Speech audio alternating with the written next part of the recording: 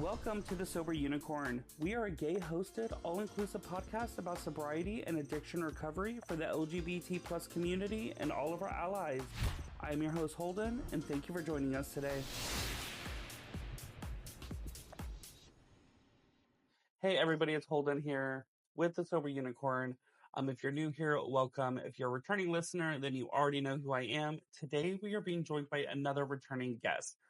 Charlie has been gracious enough to come on here. I think this is the fifth. I think like fourth time. something up there. I've lost track too. I tried to keep track of it on one of my blogs, and then at some point I was like, fuck it, I don't even remember. It's been a few times. So of course he is the author of At Least I'm Not the Frog trilogy. So the first book is At Least I'm Not the Frog. The second book, if I'm not mistaken, is The Frog's Bottle. And then the third book is The Frog No More. Yeah. So of course can't read this at all. Sorry, I thought I was being helpful. All of them are available on Amazon, so don't forget, I'll link it in the bio as well. And of course, if you enjoy our episodes here at the Sober Unicorn, we just ask for you to comment down below. Just tell us that you like the episodes. And of course, we are now available on YouTube, so you can hop over, see our beautiful faces while we have our conversations. So welcome, Charlie. Hi, hello. How have you been, girl? Really good, really good. We were talking a little bit, just like this year has been a little surreal. It's been different than any other year in sobriety. You know, I haven't done this much, and I thought that meant my year was going to go slower, but my year has just like flown by. I can't believe we're in October. But anyways, we're not really here to talk about me too much, are we? We're here to talk about No, we are always here to talk about Charlie. Charlie, if y'all haven't seen, he's been on so many podcasts. He has been a reoccurring guest for me and Gay A podcast. And we adore Charlie. Oh, sweet boys. Well, I adore y'all. It's my only podcast. I love it. So Charlie has been nice enough. He, of course, is an author. I interviewed him about his 3 books, as well as I think we did one episode where we just kind of caught up, especially around your 2-year sobriety date, when you went to Switzerland. Was it 2 or 3 year? That was 2 years, and it was 2 years ago. That's just crazy. Yes. Has it been that long? Yeah, July 2022 is when I went to Europe, and that's also my sober date. I got sober July 8th, 2020, so right in the middle of that pandemic. And then 2 years, and sometimes I forget how long it's been, especially when I was out in my addiction and couldn't keep more than, I remember I would get so proud when I would kick it to 2 hands. When I would have like 6 days sober, I'd be like, oh my fucking God. And now I look, wow. Anyways, sorry about that. No, it's okay. I mean, I can't believe it's been that long. It feels like it was like 6 months ago, to be honest. I know. I guess time flies when you're having fun, I guess. But I think this just shows everybody listening or watching that people that you meet in recovery and talk to, like, we consistently stay connected. Me and Charlie may not text every day, but like I would say at least every month, every other month, I'm like, hey, are you still good? Just checking in, saying hello. And it just shows that like friendships or connections that are made in early recovery. Because Charlie was, I think, my 3rd or 4th guest on the podcast, and now we're coming years later. 3 years of the podcast. Wow. Yeah. That's astounding too, that it doesn't feel like it's been that long, but yes, it has. Wow. That's so good though. I mean, congratulations. And the journey that you've been on while you've had this podcast has been crazy. Well, yeah, but so informational and for listeners, and just so good to be able to they can resonate with it and relate to it because you've had an actual journey. It just hasn't been you sitting on some sober tower not having any issues. And just to get to your point about yes, what's been so cool, I obviously went to a lot of rehabs in my day, a lot, and experienced recovery very much in person, face to face. But when I actually got and stayed sober, that was not the case at all. It was very much a virtual sobriety. Most of my friends that I have in sobriety are friends like you that live states away, that I only communicate through, like, if we're recording or if we're texting or if we're like talking. I've never actually seen these people in my real life. And that's just, it's so amazing. There's about 5 people that I'm just virtually sober with, and it's amazing. So very cool. Very cool. Your people are out there too. Yes, exactly. And of course, you are coming on here to talk to me about the book that I wrote. So I don't want to like pull the host reins. I want to give them up a little bit. So I'll let you kind of take over and handle it from here. Yes, I was just going to touch base on some of the takeaways I had. I have some questions and some takeaways and some things that what I thought was crazy from the get-go. We both have a Granny Doris, but we have very different experiences with our Grandma Dorises. Yes, early on, she's very cruel to you. And I had to stop when I was reading, because I was like, wow, I can only imagine being such a young, because my Granny Norma Jean was the one that I spent the most time with when I was little. And she clearly knew I was gay. Like, she would take me to Walmart and let me buy Barbies. And I knew, like, I wasn't going to play with my Barbies in front of the men in the family. But when it was just me at Granny's house, I knew I was okay to be myself. And I had to stop and be like, he didn't have that in any shape or form. Like, your granny is supposed to give you a safe space of unconditional love. And I was just shocked, because it was so far from my experience. And I had never really stopped to ever think about other people's grannies and their relationship with them. And so that really made me, like, I had to close the book on the flight, and I was just like, grannies aren't just all like, what the and then her name was Doris. I was like, and my Granny Doris is just as sweet as the day is long. So it was just, I'm so it was crazy sorry. with her too. I remember when my cousin was like coming out as a lesbian. My cousin was in the hospital, and my cousin was like 17 at the time. Her girlfriend was like 30. And my grandmother walked into the hospital room with them holding hands and literally threatened to call the police and say rape. Oh my gosh. Even though my cousin's mother was aware, like, don't get me wrong, the age gap, yes, but like, well, I knew that she was going to have issues with that. That's why I was like, oh, here we go. I've never officially came out to her. Really? When I was with my first partner. Is she still with us, or? Yes, I do, because I don't speak to her. I haven't spoken to her in about 5+ years. Rightly so. So like every 2 or 3 months, like I'll Google for an obituary just to see if she's dead or not. Same thing with my father. It's just how your delivery. Yeah. I'm so sorry. Yeah, my father. We'll get to my father in a minute, but we will get to your father in a minute about a couple things. But she, yeah, from my understanding, she's still with us. But like when I was with my first partner, Florin, like I would just say, "Oh, me and my partner." But I never like officially said like, "Hey, Granny, I'm gay." Yeah. But I mean, well, why would you? I mean, evil bitch. Like, yeah. We haven't spoken. It's been probably I would say it's probably been 5 or 6 years since we've had any contact. Yeah, but I did, just to not just be so heavy. And I'm jumping forward a little bit. I'm gonna go back and talk about something else. But the conversation of you coming out to your mom, I thought that was really. How is your relationship with your mom? Weird, but okay. So, me and my mom have had a very open relationship. So like when literally I can be on the phone with her and she'll be like, "What are you doing?" I'm like, "Oh, I just had sex." Like I've answered a call to my mother like while having sex, because she called me like back to back, so I thought it was important. She's like, "Why aren't you answering my calls?" I'm like, "Mom, I'm literally in the middle of getting fucked right now." And she's like, "Oh, okay, call me later." So like, yes, and I think it's. Oh my god! I kind of. Well, that's kind of how I was with my Granny Norma Jean, so I can understand. Maybe not that, like. I think the reason we have that open of a relationship is due to everything that happened with my father in the past. Like, conversation with sex, drugs, everything was just kind of always very open. Me and her talk, I would say at least every day. Um, she's one of those people, when I say the word faggot, like she jumps on me. She's like, "Don't you say that." I'm like, "Mom, that's what I am." And she's like, I don't like that word.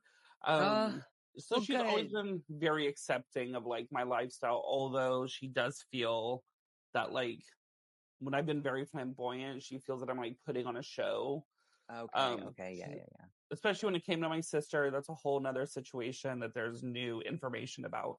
Um, but she's just like, well, like you don't have to be so gay about it. Like we know that you're gay. Like, so it's weird. She knows that I'm gay. She accepts it. But like, if I'm too flaming, then she's like, all right, girl, calm down.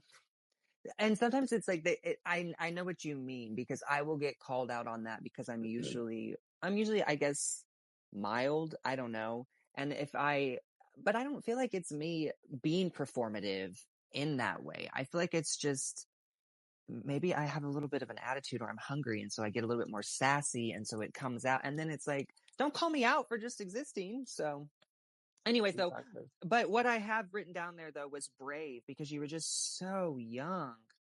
And I at that time, I was living in so much fear of being gay. I was just so afraid that anyone was going to find out and they were going to like burn me or saw me in half, or I didn't know what the fuck they were going to do to me, but I was a Salem lot witch of fear. trials. Yes, yes, a lot of fear. So to read, it's just so uplifting for me to read that there was, you owned it so early and you were so open about it so early, and I love that. I love that yeah.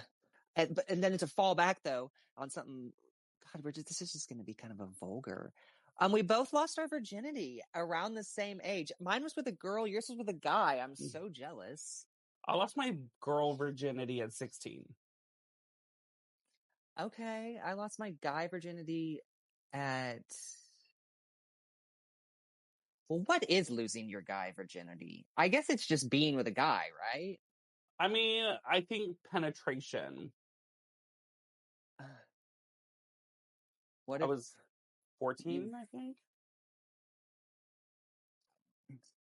well, then I guess I would, I mean, there's gotta be something else that, because then I would still be a virgin. I mean, like, well, no, I'm talking about like whether you're the top or bottom. It doesn't Oh, matter. I don't have to. Okay. Well, duh, Charlie. My God. Um, get it together, boy. Uh, oh, I would have been 18, 19, 19, 19. But that's good. I mean, if I could go back in time, I would have waited because I Me think too. I would not have had sex with what's her face at 13 years old, 2 months after my mother had I would died. not have Like, had a possible child with what's her face either. Yeah, oh my God, yeah. he's still maybe running around. He's kind of still running around. I show my coworkers; they think it's my kid. It's a it's a whole situation. I have a family member that is in a very similar situation, and it's like, it's tricky. That's tricky. That's tricky. Yeah. We're just gonna Move on. move on to a quote that I really liked of yours. It says, thinking back on it, from the moment I picked up my first bottle, I drank like an alcoholic. And that, because when I look back, I remember the first time I drank, and it was in a field with some Jim Beam, and I still can't drink Jim Beam to this day. Well, of course not. And You're sober. well, duh, yeah, obviously. But no, I never drank it after that because I got so sick on it. But I think back on it and I'm like, wow, from that very first interaction with alcohol, and then I remember the a couple times after that, I was always consuming it to get blackout. Never in my life have I touched alcohol without the intention of getting blackout. Yeah. Before we even knew what we were doing, we were drinking, because I have like work, wine, repeat, and these are just like, I wrote me too, felt that, OMG, like, especially when you get into your like cycle of, well, I'm going to let you talk about it. Talk about the difference in your life when you were on meth versus when you were just pretty much just drinking. So drinking, I would say, was more of like a social thing. I mean, of course, like because I always told myself, you cannot be at home to get drunk by yourself, and you cannot wake up and get drunk because that means you're an alcoholic.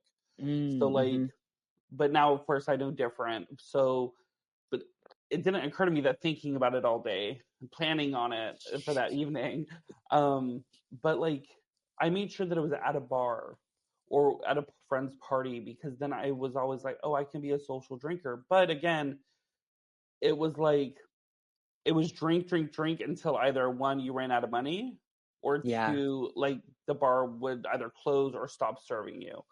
There was never a point where I could go to a bar and have like, well, maybe the first like few months of like my alcoholism journey, but there was really never a point where I could go to a bar, have a beer or two, and then just go home and chill. It was go to the bar, shot, shot, shot until I was done. When it came to meth, meth was sex. Yeah, that's kind of what I felt from this, is like, and you even talk about how it was more aligned with your self-worth because it was aligned to the men. And I'll let you. Yeah, because the type of men, like if you go on to Grindr right now, Sniffies, any of these apps. Sniffies?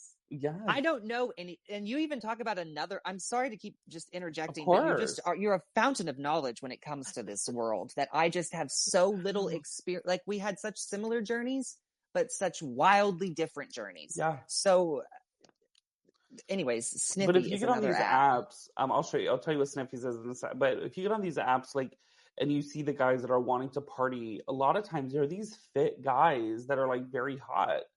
And so me being a bigger person, I never felt that I was worth getting a chance with them. So I knew that if I had the product, that I could obtain the sexual encounter only because I was providing them with the meth. Yeah. So that's where, like, don't get me wrong, like, there got to a point where I was smoking meth in a locked room in pure silence. I could hear somebody coming up the hallway or down the stairs and stuff like that. But with your Febreze bottle. Yeah. Oh my God. Yeah. But a majority of my time with meth was spent trying to find some type of worth within the men that I was sleeping with. Yes. And that's some of those, it was so fascinating to read about some of those experiences that you had in the hotel rooms.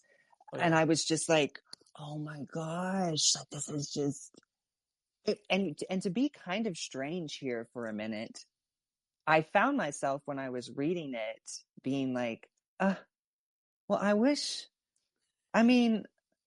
just in my hotel room, passed out, usually on the fucking bathroom floor. At least he was getting lots of sex with hot boys. So, and I mean, that's where my ridiculous mind goes, is like, oh my God, what a journey. But no, not like, and what a fun journey is like what I think, but not at all. Because then when you talk about getting to the point where you're just smoking it in silence, I was like, oh my fucking God, do I get that? Because I guess you were more of a bar drinker. You didn't isolate when you drank. Mm-hmm. And you talk about this one lady too that I thought was so fascinating, that when she's your like bar friend. This is when you're drinking a lot at the bar. I can't remember her name. I know her real name. I don't remember the book name. I think it starts with a J, and I don't want to take time to try. Is it Elizabeth? Or maybe it's okay. No, I think that's her sister's name in the book. I don't know. I can't remember. Anyways, she you're like you're wanting to get sober, and she immediately recognizes, oh no, I'm losing my drinking buddy, and is just like not for your sobriety at all. And I thought that's definitely, yes. Can you talk a little bit about that? Because I didn't experience having anyone push back of don't get sober. Yeah. I was trying to see if I could quickly find her name. No, find a text. That she had sent you whenever you were trying to get sober. Oh, that would be great. No, not that. When she finally read my book. So she finally read my book, and she was like, I can't find it. Okay. But she read my book, and she texted me. She's like, hey, I just finished. And I was like, okay, like, what do you think? She's like, I'm so sorry. She goes, she goes, when you told me you stopped drinking, and that was my reaction. She goes, I didn't realize how bad you were off. She didn't realize how bad I was, because like when she was getting to the point of drunkenness, I would drive her home, tell her I was going home, walk back to the bar because she lives a couple streets over, and then finish the night out. She didn't know Okay. that I was still sitting at the bar. She She thought I didn't see the was, full extent. yeah. So she Okay. called me like apologizing for her reaction. What a great story. Hmm. Oh my gosh. Well, that's so beautiful that she would kind of recognize, oh my God, I didn't even, well, there was more to the story. And this was probably around the time. I have another quote here that Hmm. you write, drinking for me was no longer a social event. It was a mission. So this was probably around that time Yeah. whenever you're dropping her off. And then Because I tipped like 30%, when the bar would shut down, I would prepay for like 4 drinks.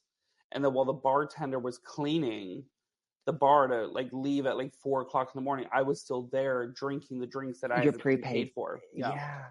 Wow.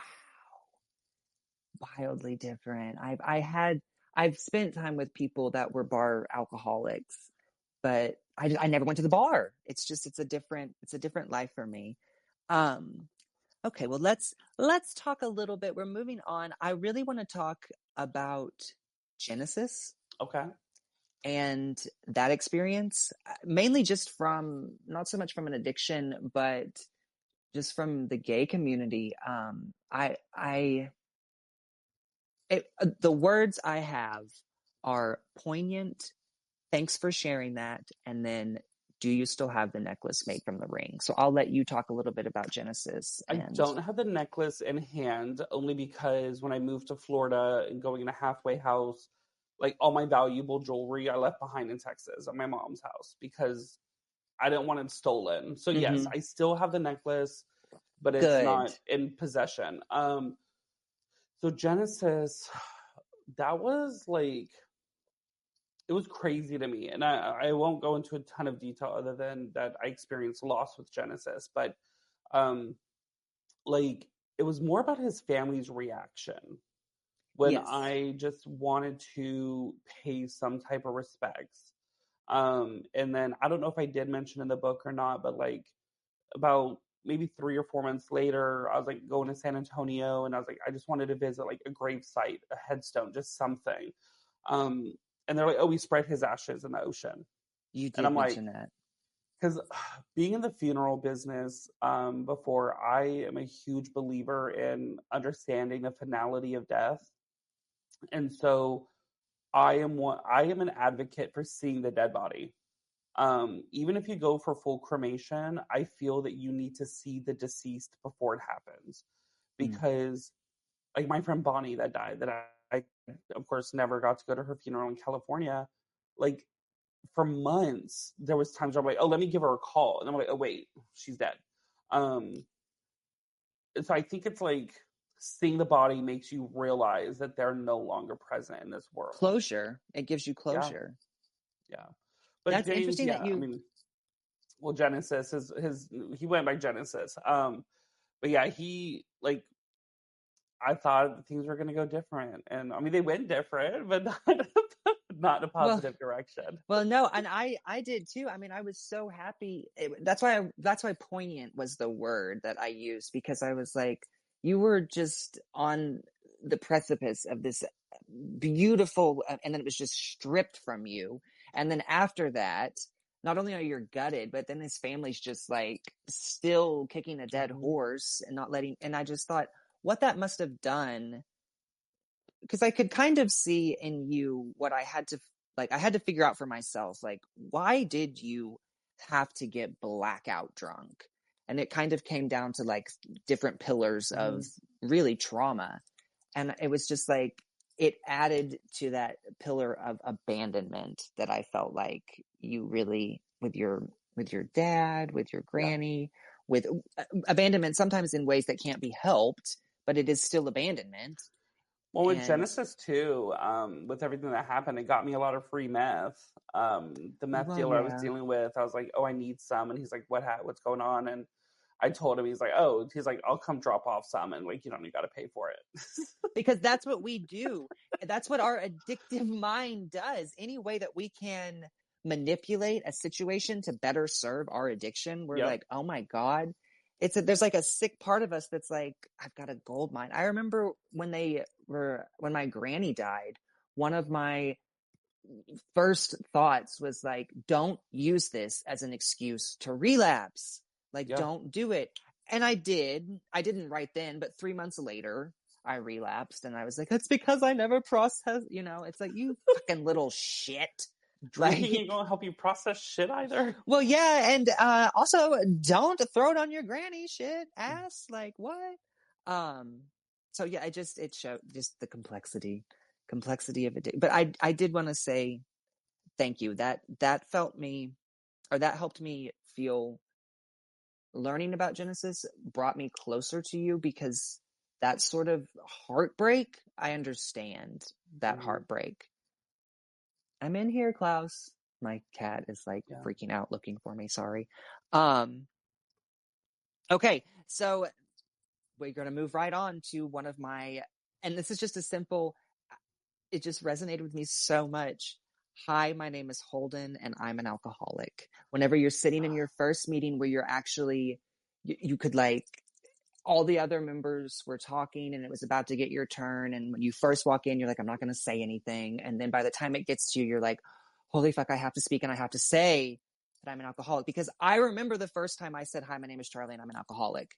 And the weight that is almost lifted from you instantaneously from just saying the words. Your moment of surrender. I want to know if you want to talk a little bit about that. It was like my second or I think maybe third meeting. The first two meetings, I was like, I'm Holden. Move the fuck on, bitch. This shit's weird.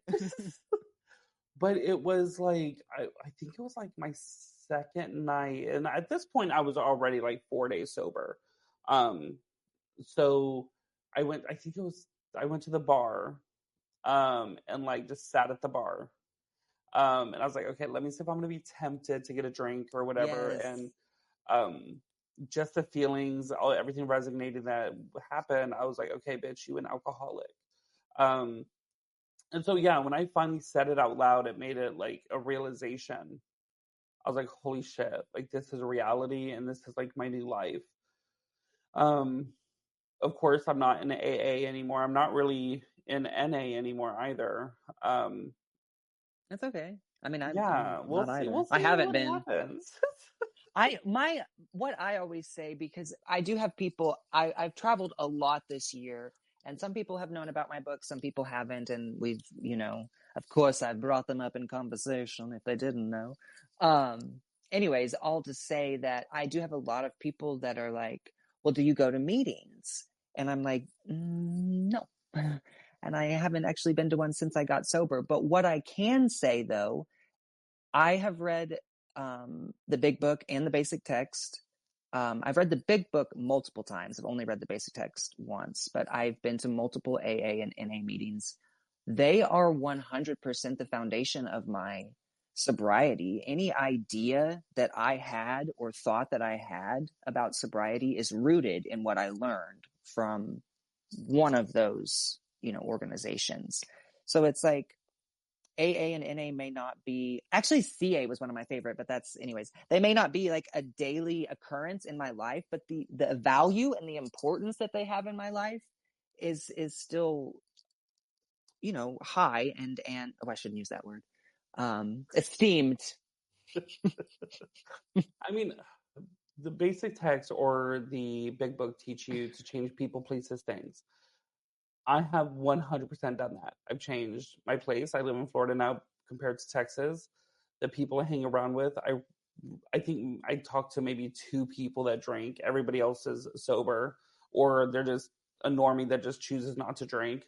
And the things shout I out to do, them too. Yay. Oh God, yeah, the boyfriend. Don't know how the fuck they do it. Your boyfriend's like that? Yes, he's not in recovery, but he doesn't like drinking. He just isn't into it. Things like the things I do, the way I live my life on a daily basis, it doesn't surround itself with using or liquor or seeking instant gratification from men. So don't be wrong. I think NA is hella important. So is AA and any other 12-step program, Celebrate Recovery, Dharma, whatever you need to use. My biggest thing is like, especially doing this podcast, is a 12-step is not the only way. 100. So whatever works for you and gets you to the goal of the recovery goal that you have. Like, I have a friend that she was a heroin IV user. She smokes a little bit of weed here and there. In the NA world, that's like, no, no, no, how dare you? And I'm like, but to me, that's like, girl, I'm very happy California you're not. sober. Yes, like, Yes, it's if legitimate. if Yes. you're not sticking a needle in your arm anymore, like, I'm all Yeah. for it. Yeah. You're not under a bridge fucking shooting up dope. I think we're okay. I Yeah, think we're okay. exactly. Exactly. So I mean, it's like, I'm one of those, like, I would say, like, new generation ish sober people where there's not one right or wrong way as long as we end up with the goal of recovery that we want to have. Yes, I mean, I think we have to operate under that mindset, Hmm. because if we don't, then we are letting so many people fall through the cracks and not be a part of us just because their route to sobriety is, or like I'm a big advocate for medication assisted treatment, MAT recovery. Yeah. If you need to, whatever form that takes, it's your sobriety and it's still valid no matter how you get there. Um one crazy thing I did want to touch on, and I just want your opinion on this. I'm just going to say a Hmm. few sentences, and then I just want you to say either, "Oh, Charlie, that's interesting," or "Bitch, let's move on." So tell me which one is going to be. So after one of your crazy escapades of a lot of meth and men, you are sitting in an airport, about to fly back to Dallas, and you're watching Hocus Pocus 2. Hmm. And this is why it struck me, because in my addiction, I would do these outlandish, wild things, get blackout, um, the horrid things I would do. And then the next day, when I was nursing my hangover, I wanted to watch a Disney movie, or it was always something from my childhood that I felt myself being drawn back to. And I didn't notice it until my stepsister and I had gone out and partied. And then the next morning we woke up and she was like, "Let's watch a Disney movie." And I was like, "Okay, I'm not the only one that is doing this behavior." And I feel like, is it because our brain is just like, you have blasted me the fuck out with drugs and darkness and booze and whatever it may be, that I have to push in something that is considered wholesome for myself to like provide balance. No. That's no. Okay. Think I'm crazy. Okay. For me, it was, the movie came out, I think, the day before I flew. Okay. And when I was at the airport flying to Florida, I didn't have a strong enough internet connection and I didn't download the movie. So while in Florida, I downloaded it on Wi-Fi. So I just needed to pass time at the airport. And this is not what you wanted to talk about. Okay. Well, There was no reason or rhyme on like a specific movie. It was just like that one recently came out and I wanted to watch it. now you all know a lot more about me. Um, moving on. I want to talk. I want to let you talk. You said we're going to get to. I want to get to your dad, because you had written here. I'm going to skip over a couple things, and we're going to end talking about halfway houses and sober houses. But you had written about your father. We are both sick when it comes to the addiction, referring Mm-hmm. to your dad's addiction too. And I don't want to give anything away at the end of the book. I was able to kind of see what I thought ultimately happened, but I want to get more clarification. Were you ultimately able to forgive your dad? No. No. I would say I forgive him for the addiction side of things. You Um, understand. yes, there are some other things that happened, not per se with me, but with a family person that I don't Mm, disclose because mm. it's not my business to tell. That's Okay. what I can't forgive on. But like when it comes to the addiction, yeah, like he's a dumb bitch addict, and I was a dumb bitch addict too. Um, do I want any relationship with this man? Not at all. I last time I spoke to him was 15 years old, my 15th birthday. I wondered, and I even have Hmm. a note in here. I think you write about your last, yeah, because you say, and then yeah, it's on page 17, and never to be seen or heard from there on after. And I have a note like, you never saw your dad again? And I guess that's my answer. No, you have not. I mean, I have on Google with his mugshot, but well, yeah, keeping tabs on him and Granny Doris. I do, because I Google for his obituary as well, from time to time. I know where he lives. Okay. Because I have somebody that has security clearance to find out. So had run background checks. And now I'm wondering, is there any initiative on his part ever to reach out to you that you fielded and blocked, or there was once? So when he first got out of prison, I believe I used her real name in the book. Her name was Debbie. She was our next door neighbor. I guess he like went to her house after getting out of prison. She called my mom or my brother, because he's had the same number since like freshman year. Okay. We knew she was calling family members. He can keep a number, but he can't keep a relationship with his son. Wow. No, my brother. I'm like, are you fucking kidding me? Your dad has had the same number since, and he can't even fucking talk to you? Okay, sorry. Moving on. No, you're fine. So when I found out that, like, hey, my brother was like, hey, just so you know, Debbie called with Jimmy trying to talk to you. I was like, or in the book, I call him James, I believe. So James, and I was like, well, shit. Like, I don't want them finding me. Yeah. So I was like, let me make the phone call. So I called Debbie, and I blocked my number, of course. And she's like, oh, it's so good to hear from you. And I was like, bitch, hold on. Okay, before we even, like, get into this, like, I don't know why you're doing what you're doing. I don't know why you would house the man that you turned in to the DEA. Wow. There's a whole story. Because her daughter was in the house too, but my father took the plea for everybody. And, like, Debbie was found giving, like, 10 different men in prison, like, money. So we think that, like, she worked, because there was an undercover DEA on our street. She thinks she worked with him on a few people and, like, gives them money so nobody finds out it was her or thinks it was her.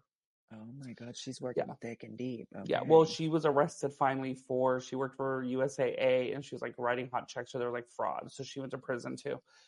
Anyways. Listeners, don't write.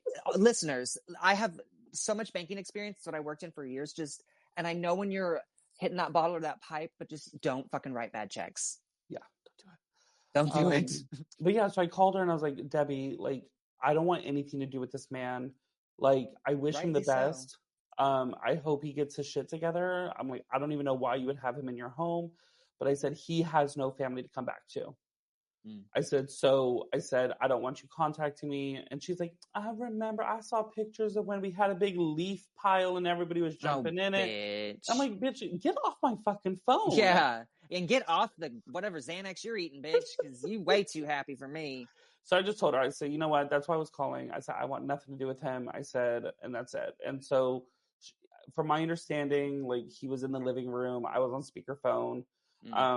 But in that, he didn't say anything. So yeah, no contact. And from my understanding, he's married as well. Is he sober? Do you know, or no idea? No idea. No idea.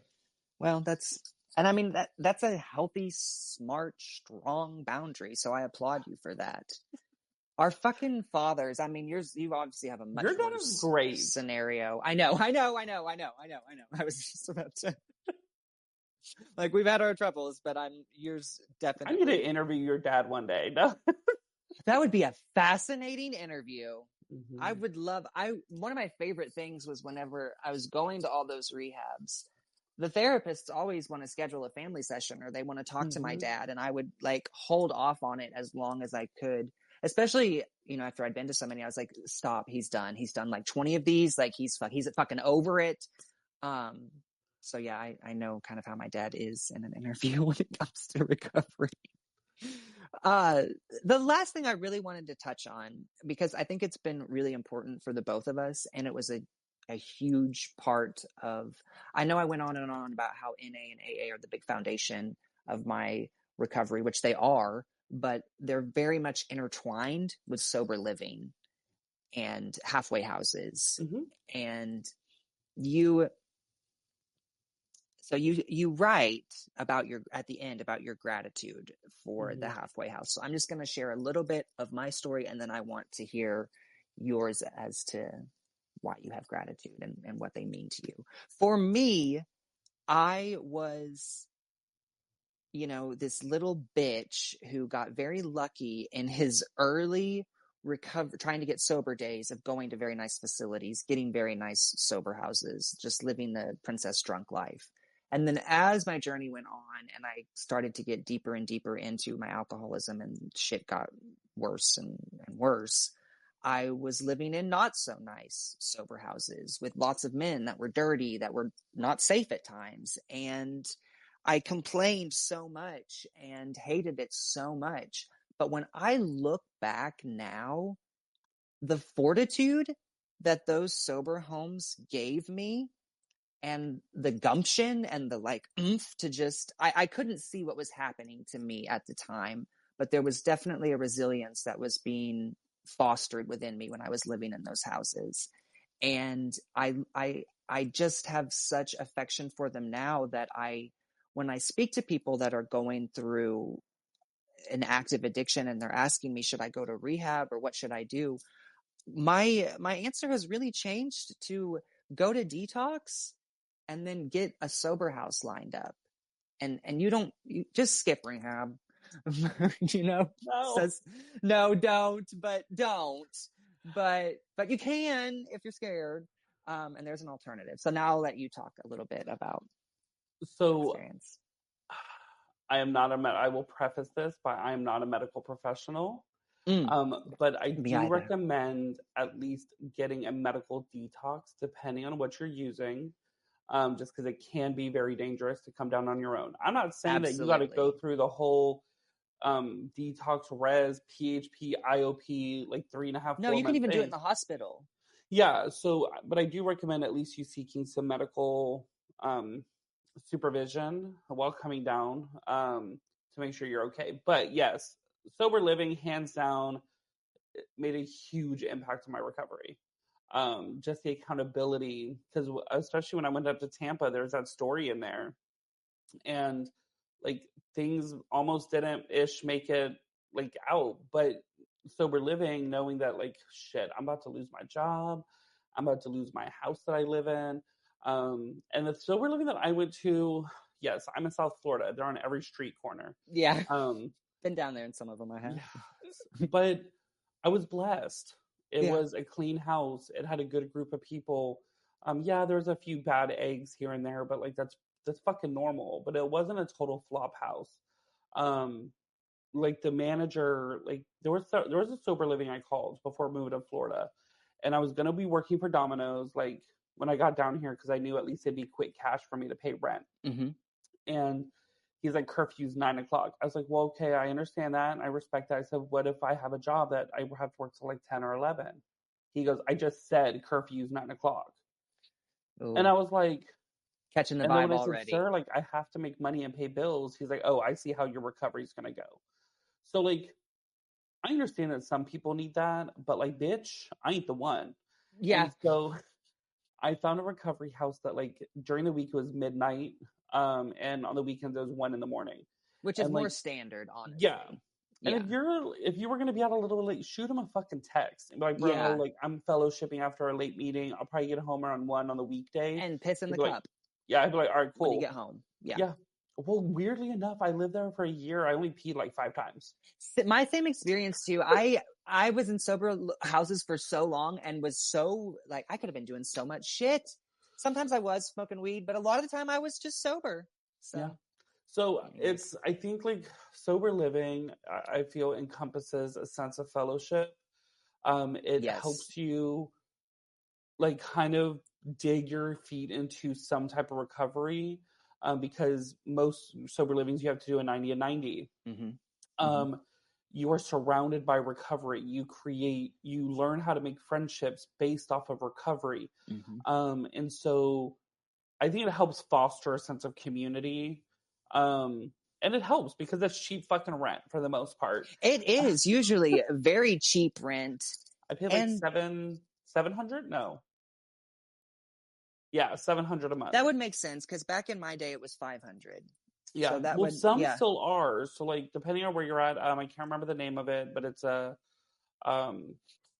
it's a nationwide sober living company. But they're so strict. super strict. Ooh, yeah, you have to. That's what I will say. And do your research and call around. Gay boys. There was a time when I lived at a female sober house because I was in Kansas City. I could not get into a sober house that I felt comfortable with other males. And so I just asked, could I interview here? And I'm gay. And they were like, yeah. And then they accepted me and I lived there and it was great. So there's lots of options, but definitely do your research. Don't just go the first one that pops up on that Google search. Yeah, and if you're in California, there's Rainbow Hill Sober Living.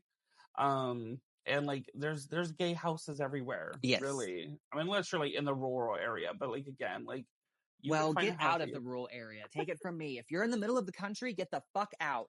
Go to Pennsylvania, Florida, California, Oregon. Go one of there. Don't come to Florida. We got too many motherfuckers. Well, don't go to Florida and don't go to California. Go to Pennsylvania or Oregon. Don't go to Pennsylvania. Oh my God. I loved my rehab in Pennsylvania. Oh my God. There's so much drugs there. But don't get me wrong. Again, recover where you can. Well, yeah. Pennsylvania is really bad with trank right now, but like, what is trank? Trank is like, it's like, if I'm not mistaken, don't quote me, it's like a horse tranquilizer. Oh, that's what I was wondering, if it was like, tranquilizers. Okay. Makes these people zombies. They'll like literally stand there like, and just stand there in that position for like a month. So, I probably love it. I love downers. I like uppers. I know. Yes, you did. Do sober living. I think sober living is I always advocate for sober living. The fellowship. That's the best way to sum it up. I've met some of the people that I have bonded with and loved the most have been people that I've met in sober living. Yeah. Well, is there anything? Oh, go ahead. No, you go ahead. I was going to take the host reins back. No, but I was about to give them back. I was about to give them back. So you're about to say is our last thing. Anything I want to say? Yeah. Is there anything else you'd like to say about your book? Buy it. No, I'm kidding. I have one question. What I found from writing, especially my first one, that it was such a cathartic, healing experience. Did you have the same type of experience?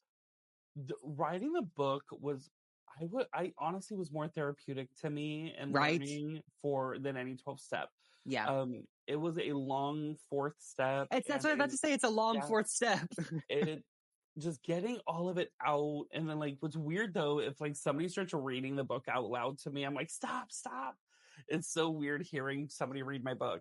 But like, yeah, the book was so therapeutic. But again, if you're in California, near, I think it's Costa Mesa, you can find my book at The Latest Things. It's a recovery store.